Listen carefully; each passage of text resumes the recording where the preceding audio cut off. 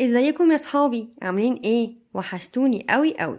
يلا نرسم الصليب مع بعض. بسم الاب والابن والروح القدس الاله الواحد امين. هنتكلم النهاردة عن أعظم هدية لينا في حياتنا كلها، وهي إن بابا يسوع اتولد علشاني. كان زمان في بنت شابة صغيرة اسمها مريم، كانت عايشة في مدينة اسمها الناصرة. بنت جميلة ومتواضعة وبتحب ربنا قوي، وكمان بتحب كل الناس وبتحب دايما تساعدهم. ومريم كانت مخطوبة لراجل كبير وحكيم اسمه يوسف، وكان بيشتغل نجار. وربنا شاف مريم أطيب وأحن واحدة في الكون، وقرر ربنا إنه يتجسد من العذراء مريم. وفي يوم من الأيام يا صحابي، ربنا بعت الملاك للعذراء مريم عشان يعرفها إنه اختارها هي عشان يتجسد منها، وكان اسم الملاك هو الملاك جبرائيل. وفي يوم كانت العذراء مريم بتصلي،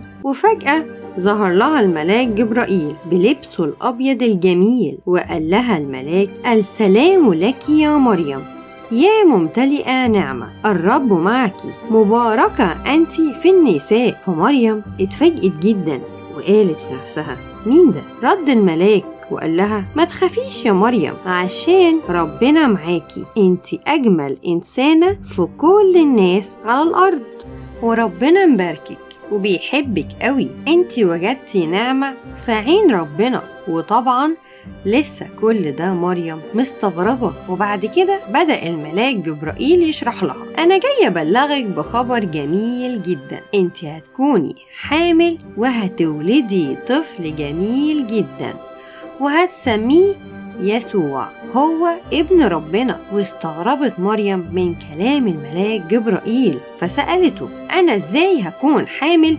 وأنا لسه ما اتجوزتش؟ رد الملاك وقال: روح ربنا هيسكن جواكي، وقوته هتحل عليكي وهتكون فيكي، عشان كده الطفل المولود منك هو ابن ربنا. وقال لها: مفيش عند ربنا حاجة مستحيلة. زي ما قريبتك أليصابات بقت حامل وهي عجوزة، انت كمان هتولدي وهتكوني عذراء. واطمنت قوي قوي وقالت: انا بحب ربنا ومصدقة كلامك ليا، امين، لتكن مشيئة ربنا في حياتي. واختفى الملاك جبرائيل، ومريم بعد كده بقت حامل زي ما بشرها الملاك جبرائيل. وظهر الملاك جبرائيل مرة كمان، لكن المرة دي ظهر لخطيب مريم، قال له: أنا جاي أبشرك إن خطيبتك مريم ربنا اختارها عشان يتجسد منها. رد يوسف وقال: يتجسد منها؟ أنا مش فاهم حاجة. رد الملاك وقال: الروح القدس هيحل عليها وهيسكن فيها، وهيتولد منها طفل اسمه يسوع،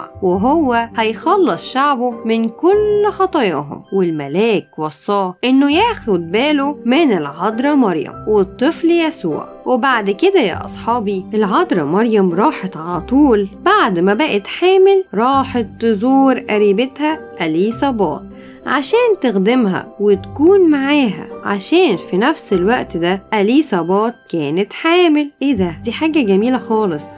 نتعلم ايه بقى من قصتنا الجميلة دي؟ نتعلم من ماما العذراء، بالرغم ان هي كانت حامل في الشهور الأولى يا صحابي، وده بيحتاج ان هي ترتاح، لكن هي راحت برضو وخدمت قريبتها أليصابات. ونتعلم كمان إن إحنا دايما نكون فرحانين ومبسوطين عشان ربنا اتولد علشاننا.